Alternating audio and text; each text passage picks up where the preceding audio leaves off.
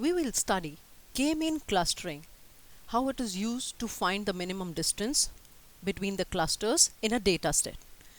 This k-means clustering is a part of data warehouse and mining. Let's start with what is k-mean clustering. It is an exploratory data analysis technique, that is, it will analyze and explore the complete data set. It implements a non-hierarchical method of grouping objects together. That is, it will not follow any particular format of hierarchical methods, but it will take the data sets as they're coming and then it will group them together. It uses a centroid method, which is used to calculate the distance using the Euclidean method. And then, after finding the Euclidean distance, we group the object based on the minimum distance. This is the flowchart for the k-mean clustering. We start the k-mean clustering algorithm, and then we have to first input the number of clusters that we need to create, whether we need to group them in a cluster of size 2 or in the cluster of size 3, so on and so forth.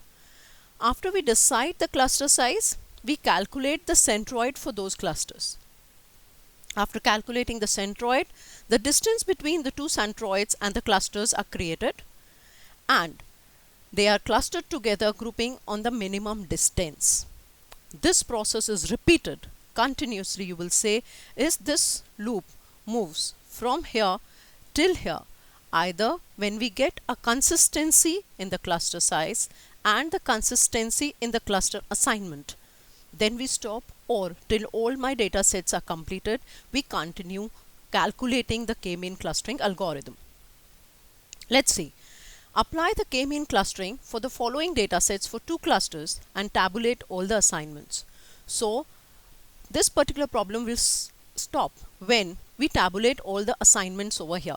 Assignments is, it will calculate to which cluster all particular data set belong to. And here it is given the data sets have to be calculated for 2 clusters. So we have the value k is equal to 2. These are 6 samples. I have taken 6 samples so that I can show you the calculations of centroid till the end. We can have more samples, but then the example becomes too long. It has to be continued the way we have finished till 6 samples. It is calculated on 2 values, x and y. These are the 2 sets of values which are given to us. Let's see how do we solve them. K is 2. Now initial cluster size is given as 2.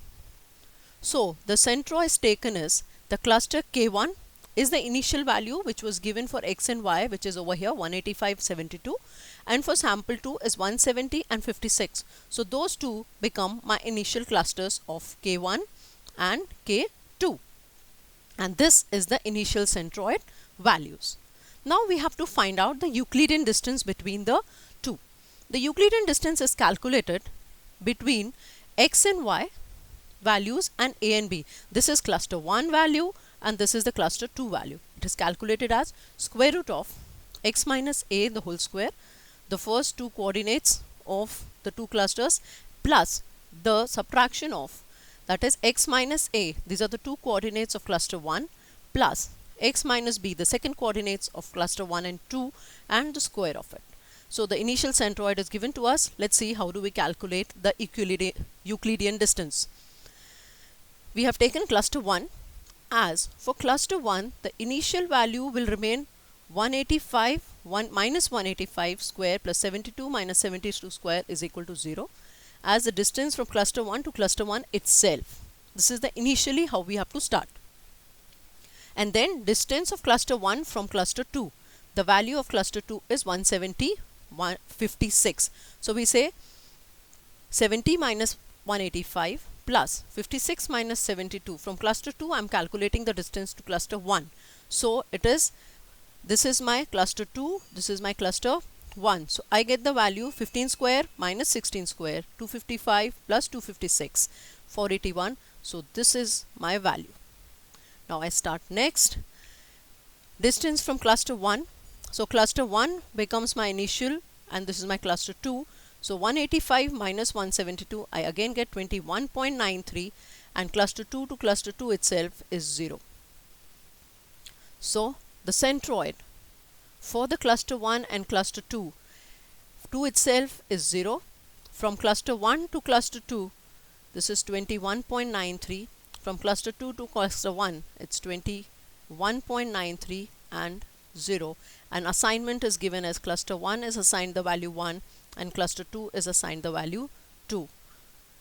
Now, we have to calculate the Euclidean distance for the next data set. So, the next data set value is the third data set item value, which is 168 and 60. Now, from this value, I have to calculate the distance. So, distance from cluster 1. So, this is it. So, 168 minus 185, 60 minus 72. So, it is minus 17 square plus minus 12 square. It gives me 283 plus 144, 433. So, this is the value 20.808. Similar way, we will calculate its distance from cluster 2, and the cluster 2 value is 170.56.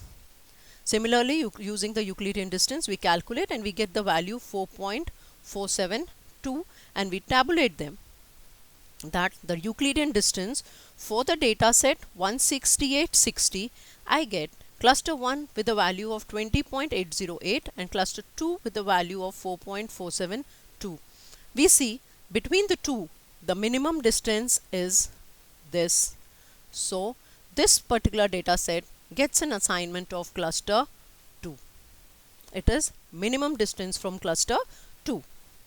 As we've got the minimum distance from cluster 2, now we need to recalculate the cluster centroid. So, how do we recalculate the cluster centroid? Because it is near to the cluster 2, the value of centroid will be recalculated over here. So, now it becomes 170 plus 168 divided by 2. So, I get a new centroid as 169, and 60 plus 56 divided by 2. So, I get a new centroid of 58. Cluster 1 centroid remains the same.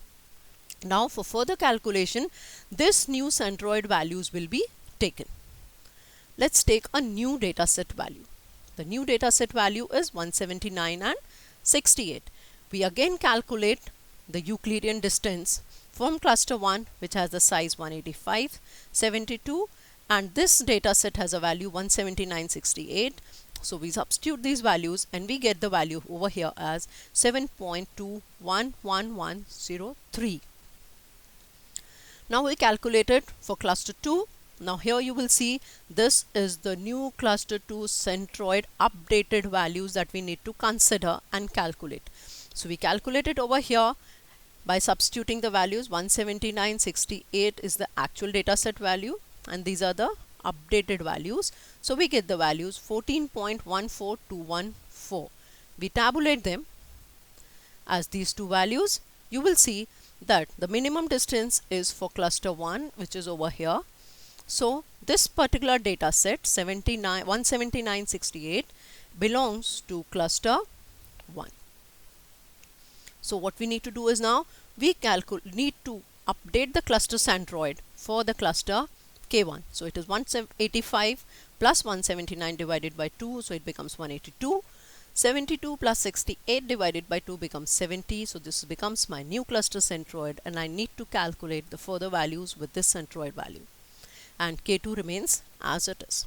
Now, the next data set comes into calculation, which is 182.72, and 182.72 with this cluster 1, which is updated one, which is 182.70. So, I get the value as 2. For cluster 2, I have to take the firstly updated, that is 169.58 for 182.78. So, my value is 19.10. So, the Euclidean distance for cluster 1 is 2, for cluster 2 is 19.10. So, this data set 182.72 again belongs to cluster 1. Update the cluster centroid again. So, we get the value 182 and 71. Comes a new value to calculate the Euclidean distance for 188.77. The updated centroid value is taken and the Euclidean distance is calculated. For cluster 1, we get 8.4852, and similarly for cluster 2, the data set value of 188.77, we get the Euclidean distance as 26.87. We again tabulate them. It says 188.77, Euclidean distance is 8.4852 over here, so it again belongs to cluster 1. We update the cluster centroid again as all the 6 values of my data set are completed. So my last updated cluster centroid will give me 185 and 74. This is the final value of the updated cluster centroid for cluster 1 and cluster 2. Now we need to assign the assignments. So the final assignment is 1, 2, 3, 4, 5, 6. These are the data set values. These are my coordinates which were given, and this is how it belongs to the clusters. So there will be 2 clusters formed. Cluster 1 will have 4 values, 1, 2, 3 and 4, and cluster 2 will have 2 values. This can be plotted if you want, can be shown with the x and a y coordinate. Simply you can show like this. We can have 2 small clusters over here and they can be joined as cluster 2, and there will be 4 values over here and that can be clubbed together as cluster 1, and we can have, these are the 2 coordinates. If you want diagrammatically you can show it over here that this is cluster 2 and this is cluster 1. This is how the K-mean algorithm is used for calculating the cluster values and the centroid value. Thank you.